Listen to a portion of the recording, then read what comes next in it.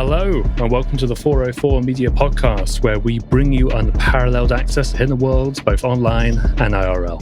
404 Media is a journalist-founded company and needs your support. To subscribe, go to 404media.co. As well as bonus content every single week, subscribers also get access to additional episodes where we respond to their best comments. Gain access to that content at 404media.co. I'm your host, Joseph, and with me are the 404 Media co-founders Sam Cole. Hey. Emmanuel Mayberg. Hello. And Jason Kebler. It's sad to do this virtually. Yes, because of course, last week we had our second anniversary party in New York where we, drank and then also recorded a live podcast. I can't even remember what we spoke about. I think it was mostly Q&A. But yeah, it is way easier to do it in person than it is virtually, because there's ever so slightly a delay whenever you do it like this. Jason, what did we talk about in New York? It was questions mostly. We answered questions. We put questions in a jar, or people wrote questions in a jar, and we pulled them out and we read them, and it was really fun. Went really well. It will be out on the feed in 2 days, so you can listen to it if you weren't there. Yeah, sounds good.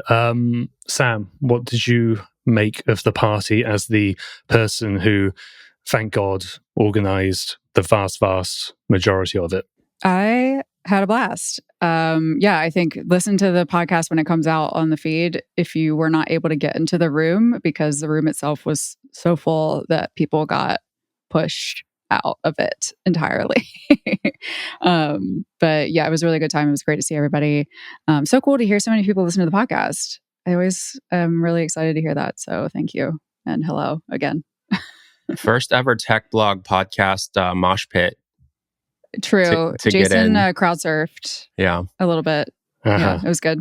All I can remember is the question about what statue you would be or something. And I'm not going to spoil the answer, but that's the only one I can remember because I answered it and then Sam immediately took the piss out of my answer. So you and Emmanuel both. I want to change my answer, though, to the Carlos Atticus laptop statue that just got revealed. He's holding a laptop as a saint. It's a statue that's dedicated to him. Beautiful. So that's my new answer. All right. Well, you'll see the episode on your feeds soon, and you can listen to the whole podcast and the whole event then. YubiKeys by Yubico are the original passkeys. Small, sturdy, and easy to use physical security keys that prevent phishing attacks and account takeovers. Unlike basic multi-factor authentication or MFA methods, such as text message, one-time passcodes, or mobile authenticator apps, YubiKeys provide modern MFA and are a proven security solution that cannot be hacked or bypassed by malicious actors. They safeguard against AI-powered cyber attacks, online identity scams, fraud, and account takeovers.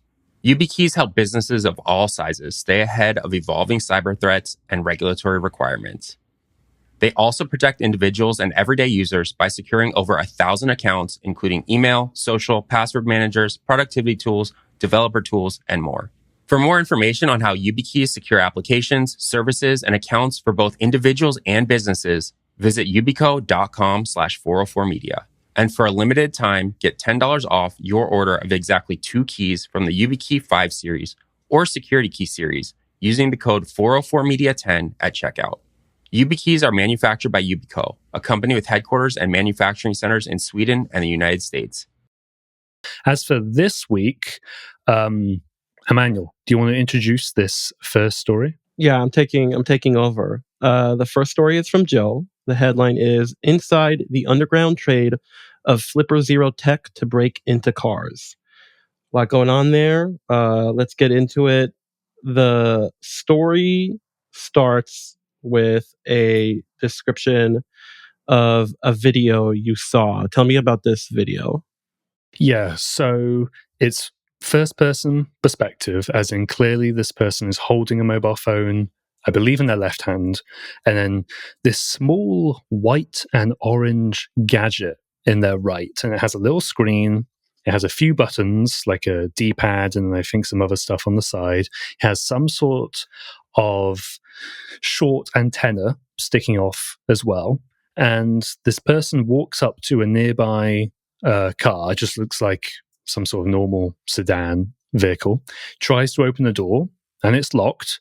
They then push some buttons on this little gadget, try to open the car door again, and lo and behold, it now opens. Of course, this is a demonstration of the tech that we're talking about here.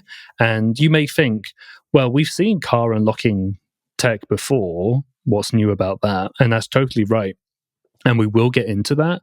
But it's really about the specific attack involved here, the gadget itself, which we'll definitely talk about, and sort of the proliferation or distribution of this tool, which is, if it falls into the wrong hands, it really is threatening to sort of supercharge car thefts around the US, which I don't like to do a prediction, and I really tried not to. It was more the people I spoke to were predicting that would happen. But the writing's on the wall. Yeah. So let's talk about the gadget. What is he holding in his hand? What is this Flipper Zero?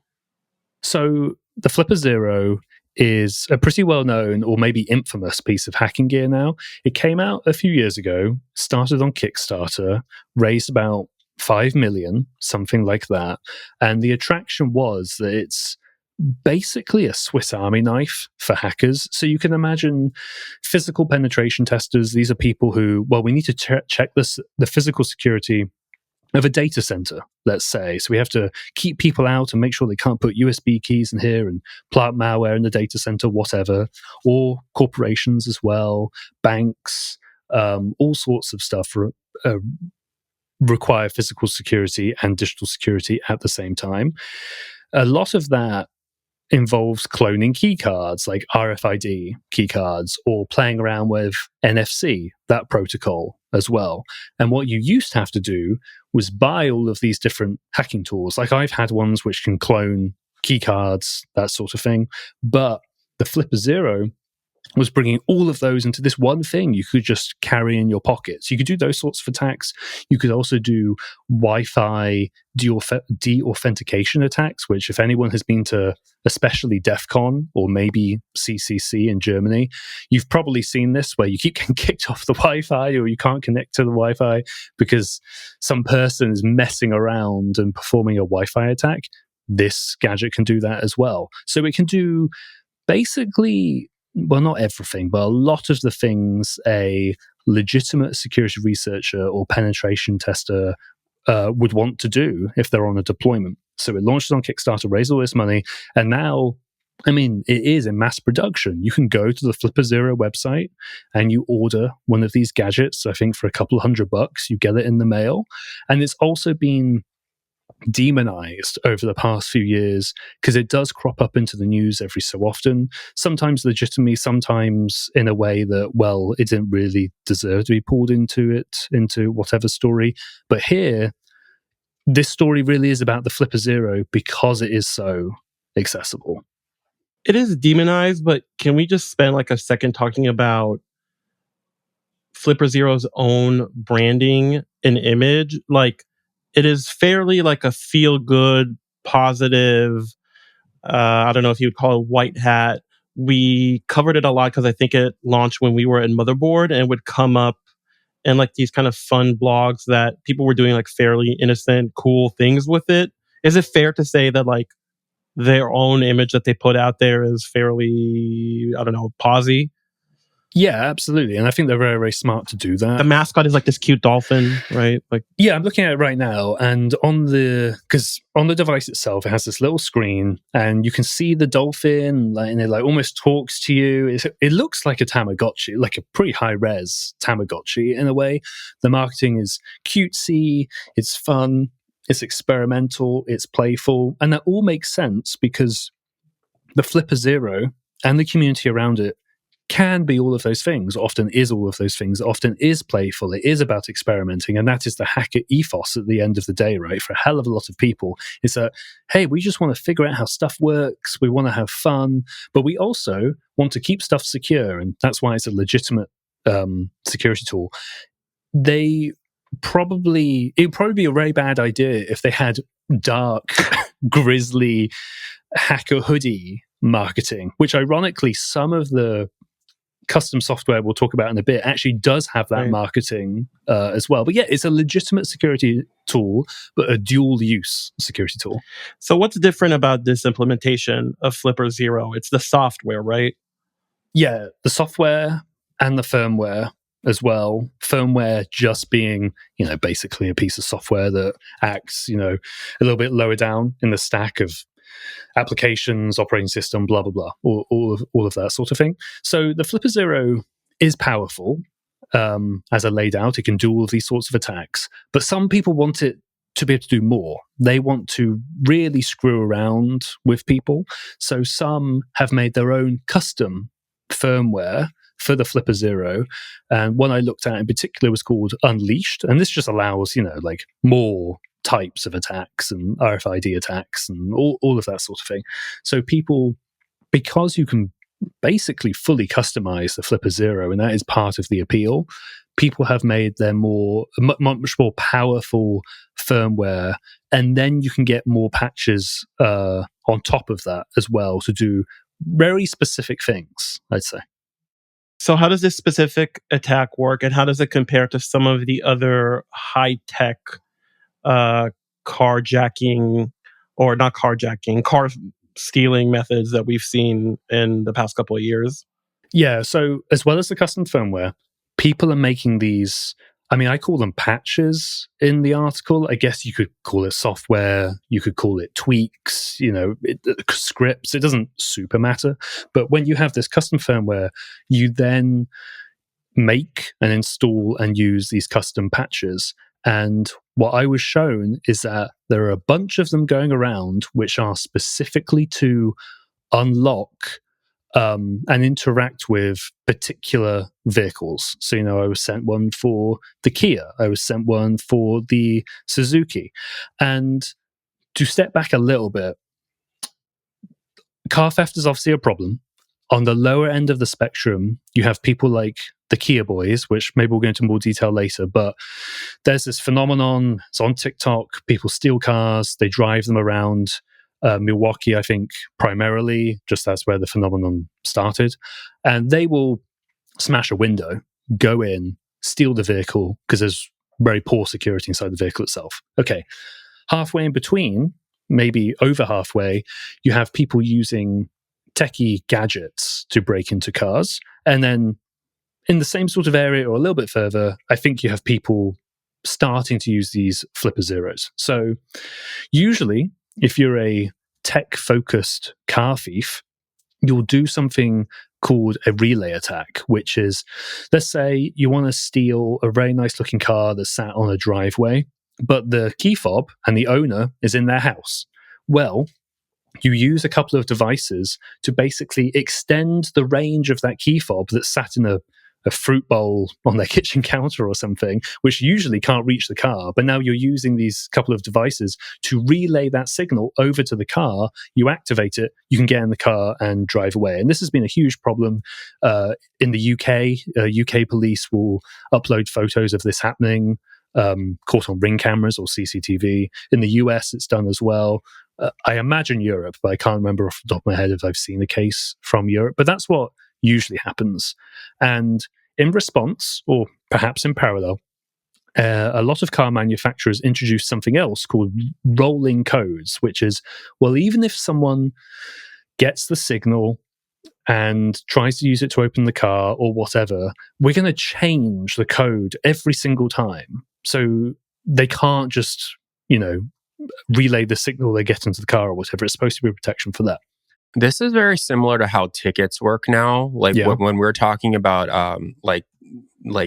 barcodes to get into concerts, it used to be that there was just like one barcode, and then both Ticketmaster and AXS went into something where the barcode refreshes every 10 seconds. Right. And I feel like it's very similar technology, possibly.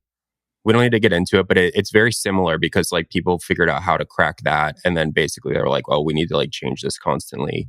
Yes. So it's good you bring that up, that they did crack it, because that's exactly what's happened with cars as well. In that the people I spoke to, a couple of hackers, they say they've been able to essentially reverse engineer how those rolling codes work by a lot of development, a lot of reverse engineering, and apparently buying source code related to particular vehicles as well.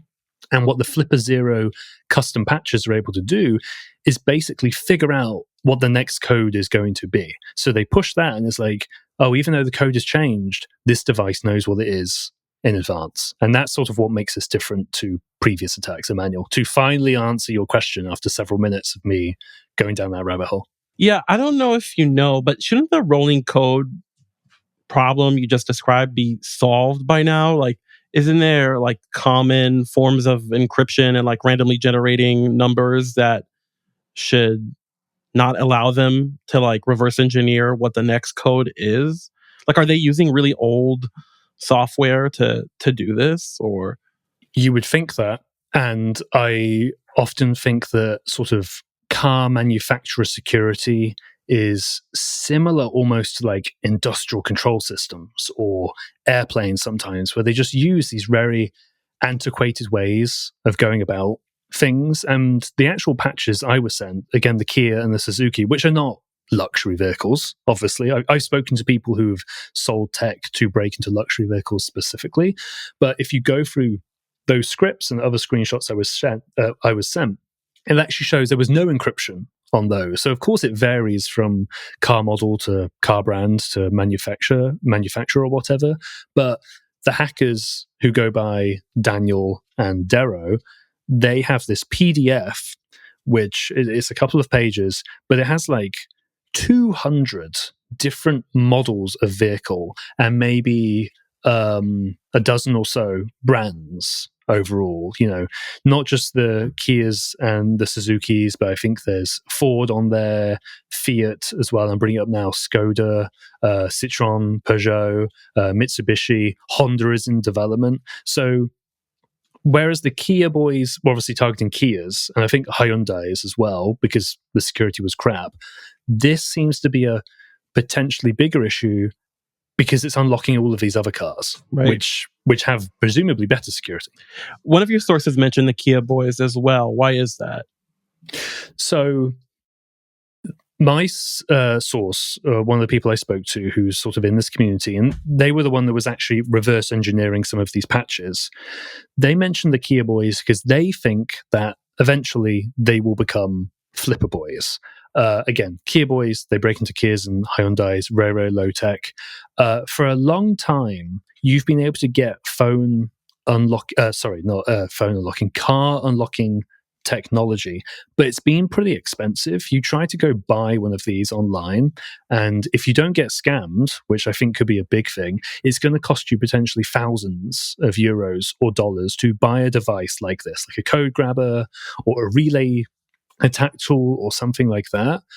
What the Flipper Zero potentially could do here is that, well, it's just $200. So somebody with not as much money to spend, but who still wants to mess around with cars, like the Kia boys, could potentially get a Flipper Zero and mess around with it that way. And I should just say that Straight Arrow News covered this particular attack before. They tested it out and they verified it worked on a vehicle, which is very interesting, and that made my job a little bit easier with this article. But this was focused much more on the trade, which is that you go to Daniel or Darrow, the two hackers who are selling this tech, one for Flipper Zero, one for a Raspberry Pi, and you have to pay them between $600 and $1,000. So still an investment, People I spoke to, that software is leaking out. They're reverse engineering it, so you don't have to pay the money anymore. And there's this looming threat, well, maybe it's going to leak. And it was sent to me, so clearly it is leaking. I'm not going to post it online so then everybody can just unlock cars. That would be an insane thing for a journalist to do. But I wouldn't be surprised if this trickles out very, very soon. And that is why it could apply to communities like the Kia boys, for example, because they might get hold of it eventually. Yeah, it's like, in case it wasn't clear, at the moment, this software is fairly exclusive, both in the price and just like who has access to it. But it's software. It is not hard to imagine that it leaks and becomes more widespread. Finally, you mentioned that Flipper Zero, for good reason, I think, is, let's say, aggressive in explaining what its technology does and defending its brand. So I'm not super surprised about their reaction to the article, but I thought the article was very clear and very fair about what the Flipper Zero's role in it is. And yet they had like a pretty wild response to the article. You wanna talk about that? Yeah. So initially, when I'm reporting and writing the article, I ask Flipper Zero for comment. I actually explained to them in my email saying, because I wanted to make it clear to them, I'm not a random journalist covering this. I've been covering hacking and cybersecurity for like 10 years. And I said, I understand that this tool, this is not what the Flipper Zero is designed for. It's for legitimate security researchers. I already know all of that context. So basically, as a wink to them, you don't need to patronize me by telling me that sort of thing. They then gave a very, very thoughtful statement, which reiterated, yes, it's a dual use technology. It's used by security researchers, but they very rightfully said that this is much more about the car manufacturers and their poor security. And I totally agree with that. We published a story, a few outlets aggregate it, Gizmodo and that sort of thing, the sort of other sort of technology websites that would cover a sort of car hacking thing. And then Flipper Zero comes out with a pretty, well, I mean, you said as expected, I guess I'll say unusual blog post. And they have the headline, "Can Flipper Zero really steal your car? Spoiler, no, it can't." And then they do like a mocking tweet. The media is talking about how Flipper Zeros on the dark web can break into your, like, really sarcastic and over the top. And there's an image of their, mascot dolphin pulling a hacker in a Guy Fawkes mask out of the garbage. And I was like, is that Joe? Is that Joe it's supposed to be in an image? But no, I guess it's like the hacker, and there's people in cars around it looking angry. Just so people. But then, yeah, so there's the sarcasm and like the defensiveness, which is okay. I don't know. I thought the article was pretty fair. I thought your statement was great. And then they go through some technical stuff, which they say it relates to certain vulnerabilities, but my understanding is that it relates to actually to a different. It relates to the rolling codes, and they don't seem to fully understand it relates to rolling codes, essentially, without getting too technical. So I don't know. It seems very defensive about it, and I kind of get why. Like, the Canadian government tried to ban Flipper Zeros before. Like, they've had to deal with some very, very crazy stuff. But hey, this is a legitimate concern now, because criminal hackers are making this for the Flipper Zero, and I'm afraid that's just a fact. Yeah, I wanted to talk about this because, I don't know, I just think about this stuff a lot. Like, I really, really think about how our work is perceived, and also like how we are in this mess being like a total collapse of trust in the media and that sort of thing. And it's stuff like this. It's like, this is a really bad blog post by them. It's very damaging because they're a very popular product, as we've just discussed. And there are a lot of people who have no idea how journalism works. They have no idea how like the information ecosystem works, etc. And this blog post is very much like in the vein of fake news. This has nothing to do with us. This is totally wrong. And that, like, you multiply that across like the entire, like, every politician's been doing this for many years. Lots of companies have been doing this for years. Like, anytime that there's any sort of like negative coverage of anything, the sort of gut reaction is like, this isn't our fault. This is like journalists sensationalizing something. And it's like, this was a very thoughtful article that was very clear about the issue. It's a very serious issue. And it's like, I think Flipper Zero is very cool. Like, I have long thought that this is a very cool company. I've long thought that this is like a very cool device that's being used for like really interesting security research. I still believe that, but it is like really disappointing to see a response like this, because the response is one that is like, it's just not in good faith. It's like it's not a good response, and it's very disappointing. Like, I think it's fucked up. And I don't know, like, maybe I'll see Flipper Zero representative at some hacking conference at some point, and they'll be like, why did you say something mean on the podcast? But it's like, this is super damaging. Like, it's really damaging to trust in journalism, to trust in this sort of thing. And I understand that there are politicians who like blow stuff out of proportion and that are trying to ban them, and that like they really want to make sure that their product is seen as something that is like a force of good and a force of research and a force of like STEM tools and teaching kids about stuff like this. And it's like, yes, these car manufacturers used bad security for their key fobs like a long time ago, but this is like a factual article that describes something that is happening. You can't just like stick your fingers in your ears and close your eyes and be like, blah, blah, blah, this is old, this is not happening, because it is happening. It's a really disappointing response. Yeah, I agree. Especially, as you say, they are a legitimate actor in this space and they do really good stuff. Then to have a response that isn't as good faith kind of just undermines it all. Before we move on, to tease it somewhat, our next story is about nostalgia. And when I think about the Flipper Zero, I always think about this Casio watch that I just posted in Slack. Did you guys have this? Did you have a naughty kid at school that ever used one of these? The calculator watch? A what? Yeah. The calculator watch? No, not the calculator. It's like it can copy the RF signal of a remote. Oh, it's the TV remote watch. Yeah. So there was always a kid in class who could like turn off the TV if we were watching something, or like turn off the air conditioner. It's kind of like always reminds me of the Flipper Zero. It's a proto Flipper Zero. Yeah, definitely the same sort of vibe. We should all get these. Just wear them. They're cool. Well, since you teased the article, Emmanuel, I'll just take us to the next one. When we do come back, it is about nostalgia, specifically the 80s, and of course, AI slop. We'll be right back after this.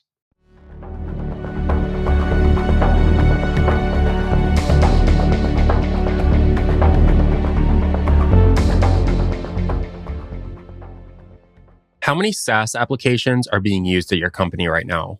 If you can't keep count, you're not alone. Trellica by OnePassword helps you discover and secure access to all your SaaS apps, even unmanaged shadow IT. I've been using OnePassword products for years and have been thrilled with how easy they brought better security into my life. Trellica by OnePassword inventories every app in use at your company. Then, pre-populated app profiles assess SaaS risks, letting you manage access, optimize spend, and enforce security best practices across every app your employees use. Manage shadow IT, securely onboard and offboard employees, and meet compliance goals. Trellica by OnePassword provides a complete solution for SaaS access governance, and it's just one of the ways that extended access management helps teams strengthen compliance and security. I switched to OnePassword about a year ago, which I'd been putting off for a while because I thought migrating would be a pain. I couldn't believe how easy it was to switch and how quickly I become used to using OnePassword in all my browsers, apps, and devices. It's made my life so much easier. OnePassword's award-winning password manager is trusted by millions of users and over 150,000 businesses, from IBM to Slack. And now they're securing more than just passwords with OnePassword Extended Access Management. Plus, OnePassword is ISO 27001 certified, with regular third-party audits and the industry's largest bug bounty. OnePassword exceeds the standards set by various authorities and is a leader in security. Take the first step to better security for your team by securing credentials and protecting every application, even unmanaged shadow IT. Learn more at onepassword.com/404. That's onepassword.com/404, all lowercase. In cybersecurity, speed is everything. Breaches often start with a single exposure, an open cloud bucket, a forgotten subdomain, an API spun up without your knowledge. And the real question is, who finds it first, you or an attacker? Enter Intruder, the exposure management platform built to keep lean engineering and security teams ahead of breaches and a fast-moving threat landscape by unifying vulnerability management, attack surface discovery, and cloud security. Intruder protects your entire infrastructure, from endpoints and edge networks to web apps and APIs, finding exposures beyond CVEs, including over 1,000 attack surface issues other platforms miss. And it's always on, so you don't have to lose sleep wondering if you're exposed. When a new critical vulnerability drops, Intruder checks your systems within hours. It also keeps constant watch on your network, so you know the instant a port opens or a new service goes online. The platform also runs daily scans to catch misconfigurations in cloud accounts before they become a problem. Intruder puts an end to alert fatigue. It prioritizes what's most urgent using exploit likelihood and real-world threat intelligence, with easy-to-follow remediation advice for fixing issues fast. Your embedded AI security analyst, Greg, saves you time at all stages of your security workflows, whether you need instant remediation help or to validate false positives. Stop breaches before they start with Intruder. Plans start at just $99 per month. Start your free trial and get 20% off your first 3 months at intruder.io/404media. That's intruder.io/404media.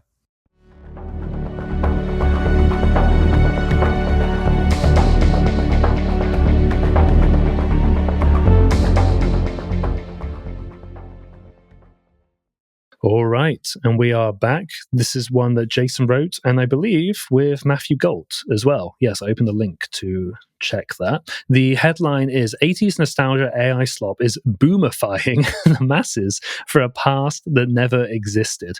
So, Jason, Stranger Things, ass videos, AI videos. Right. What is the latest AI slop then? What is this meta that we're seeing now? It's interesting because these are not new.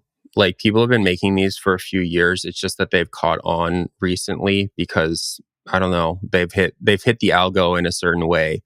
But basically, it's like, imagine you're watching Stranger Things or The Goonies or something like this. It's like very prototypical, like 80s TV show / movie, like teen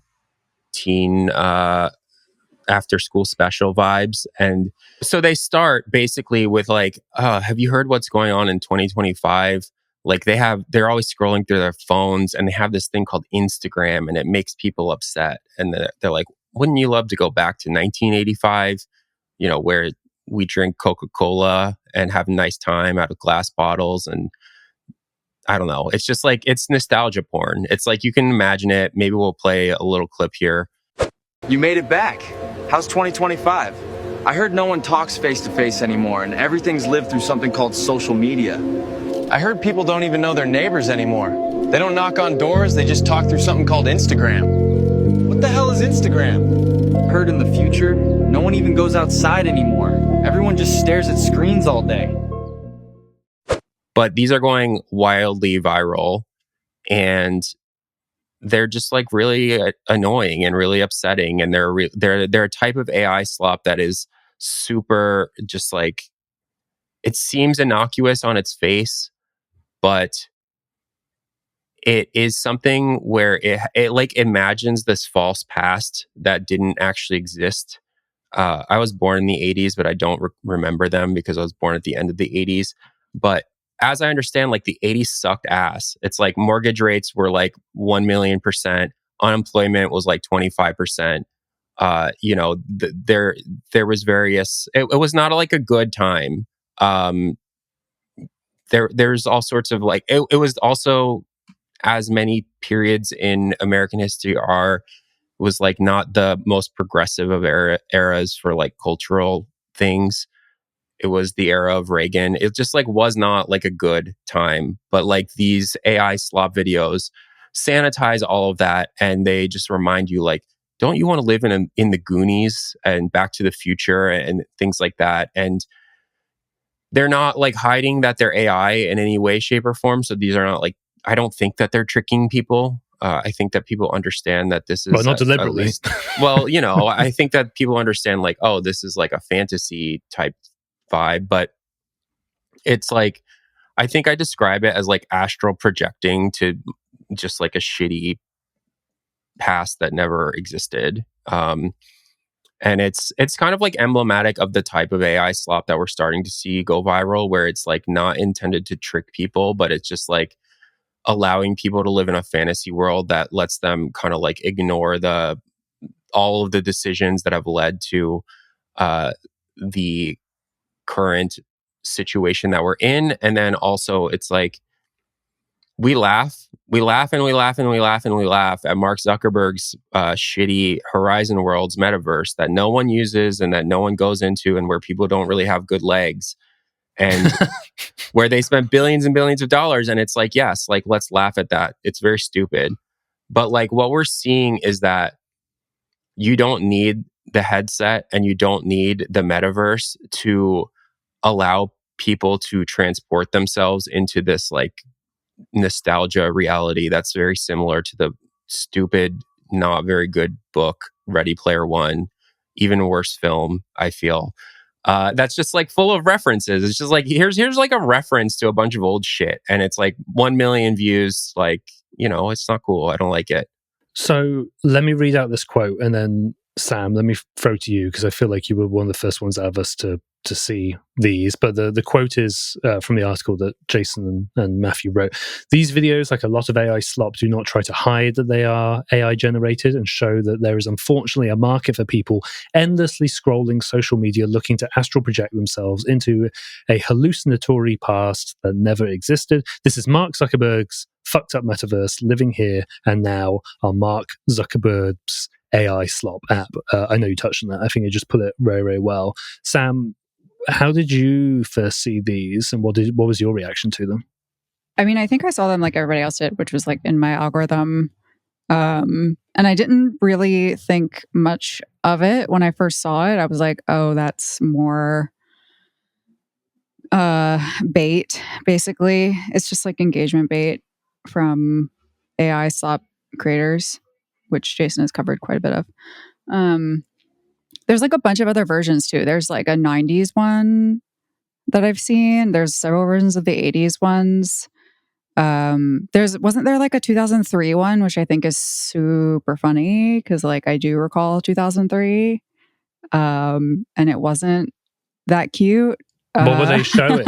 Like, they were like we're playing Game Boy, sitting in the living room, and the movies are on in the background of the TV. It's just who was playing a Game Boy in 2003? Dude, they're starting to do them. They're starting to make them for the pandemic. They're like, remember 2020 when you logged on with your boys to Warzone, and it's like, hell yeah, Animal Crossing time. And like, Joseph remember just yesterday? Yeah. Remember yesterday when things were so simple? Yes, actually. Yeah, I mean, yeah. Let alone the 80s being like the height of the AIDS epidemic. Let's ignore that, I guess. And also like Challenger and Chernobyl happened, and like the 80s were I don't know, I know what my parents were up to in the 80s, and it wasn't like sipping soda pop at the sock hop. Like it was not wholesome. Have any of you seen Heavy Metal Parking Lot? No. I have. That's what I thought when I saw the videos. Like, that is the genre that it's trying to AI generate. What is that? Heavy Metal Parking Lot is, I believe they're outside of a Pantera show, possibly at RFK, or no, I think it's RFK Stadium, or it's like the Capitol Center in Maryland. And literally it's just a documentary. It's basically like they're making TikToks, but in 1980. There's that one. There was like high school in the 90s, and there's like 7-Eleven in the 80s. They're all the same genre. Yeah. They're just talking to drunk people in a parking lot before a metal show. And everyone's like has mullets and is wearing like jean jackets and going like, woo, like a lot. It's very good watch. But as Emmanuel just said, this is it. I'm gonna attempt to give a voice to Matthew Galt, who co-wrote this piece, because I talk to him about this all the time, and I feel like this is his perspective, and it's one that I agree with.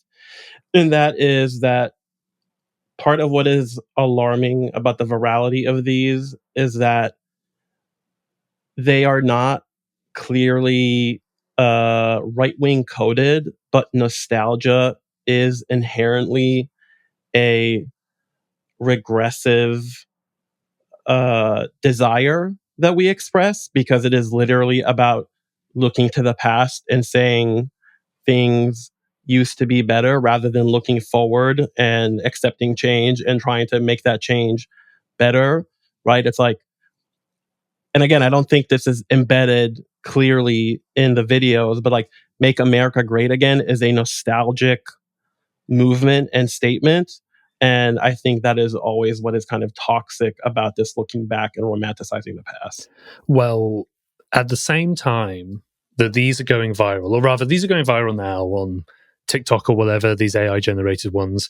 I don't know, over the last couple months, if you care to log on to Twitter/X, you'll have some right-wing grifter account post a video being like, remember what they took away from you. They being, I don't know, the left or black people or something. I'm not entirely sure who they're railing against. Immigrants. Okay. There's a lot of that now. Like Right. straight up, where they're like, look at here's a chart of like immigration and here's a chart of like something else and like crime or something. And they'll be like, look Yes. at this. So they have that. And then they've been making videos like this, which I can't remember if they're AI generated or not, but it will just be a white blonde woman sat on a car drinking some soda or something like that. And there's obviously a connection between those coming from right-wing grifters and then people making this AI slop, which is going viral, which just brings me to another question, Jason. Do we know who's making this AI slop? Because you've looked a lot into who makes this, and often it's young men in India who are doing it to make money and game Meta's platforms. Do we know who's making this yet or not Well, yet? so that's what I was going to say. It's like the people who are consuming it are not boomers. They're like we make fun of boomers for like getting tricked by AI or whatever. And it's like, this is Gen X, elder millennials. And they're like, remember when we used to play outside and know our neighbors and stuff? And it's like the people who are consuming this could easily get to know their neighbors. They could become like a force for good in the community. They could talk to each other and like have a nice time. But instead, they're like, many people are like posting on Nextdoor about how like the kids are being too loud and they're calling into their city council meetings and they're like making it harder for like people to play pickleball at the park or whatever. So there's that. But then there's the fact that the people who are making this are, one, we don't know everyone who's making it, but I found one account that had, I think, 800,000 followers on Instagram, and it does only this. And it is a digital nomad who's in his 20s, who lives in Bali, and his entire thing is, I'm trying to become a billionaire. It's like, these people don't give a shit. Of course they don't give a shit. I'm on all of these Discords where this stuff is made and people are like, this is popular now. Here's how you make it. Here's how you script it. Like, people are eating it up. Let's make it and let's put it out there. It's like, there's not even, it's just so cynical. It's without any sort of like political, it has a political undertone to it, but like the people who are making it because it performs and because they saw one thing that performed and they're like, I'm going to make 40,000 of these now. For those who may be new to the AI slop phenomenon, I'm sure people have seen it, and we've obviously spoken about it on the pod before, but quite a long time ago at this point. Just could you explain that dynamic a little bit more, in that there's a meta, almost like a video game, where, this is the thing that's really strong on the algorithm now. What are just some other examples of what's been in the meta before? Jesus is always in there. Like, a reliable choice. Religious content is a very reliable choice. Another thing that's done that doesn't necessarily require AI, but that is like a strategy used, is clipping like popular podcasters. So just taking like Joe Rogan clips and posting them on your own account. There has been a lot of like Reddit ask me anything type things. So people will like just take content from Reddit and put like video game footage behind it, and then have an AI voice read it, and it will be like, am I the asshole type content. Have seen a lot of just like really bizarre like horror stuff, like grotesque things. It grabs your like attention, monsters, for sure. jump scares, like things like that are AI generated. There's a lot of like, SpongeBob content, a lot of Mickey Mouse content, a lot of like we've talked about it before, but a lot of like basketball players like LeBron James, Steph Curry, AI generated and put in like weird situations. And like, this is just sort of the latest one. And a lot of times it's like It's someone who has a lot of accounts and posts a lot of stuff, and they see which performs, and then they make more of it. And then when other people in this space see that stuff performing well, they hop on that same bandwagon, and then the platform gets flooded with just like tons and tons of either images or videos that are very similar. And at some point, there's diminishing returns because something else becomes popular, and so they pivot off of it to the next thing. So it's meta just basically means like this is the strategy of the moment, and we'll pivot off of it when things don't work. And the way that they make money is if you go viral, you often get like a fraction of ad revenue if you're on YouTube, or you get paid out through these like bonus programs on TikTok and on Instagram, where it's like it's basically the same thing. It is a portion of ad revenue, but they don't call it that. But you basically get paid by view and by engagement, and it can add up to very real money. Yeah. I guess we're going to see what the next meta is going to be. I'm not going to make any predictions. Who knows at this point? We'll leave that there. But if you're listening to the free version of the podcast, I'll now play us out. But if you are a 404 Media subscriber, a paying one that is, we're going to talk about how Citizen, the crime awareness app, is pushing alerts written by AI basically with no human oversight, which is not good. You can subscribe and gain access to that content at 404media.co.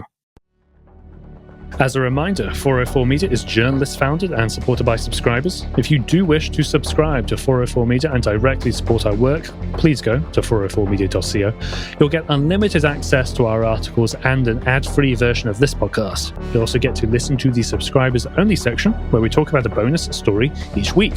This podcast is made in partnership with Kaleidoscope. Another way to support us is by leaving a 5-star rating and review for the podcast. That stuff really does help us out. This has been 404 Media. We'll see you again next week.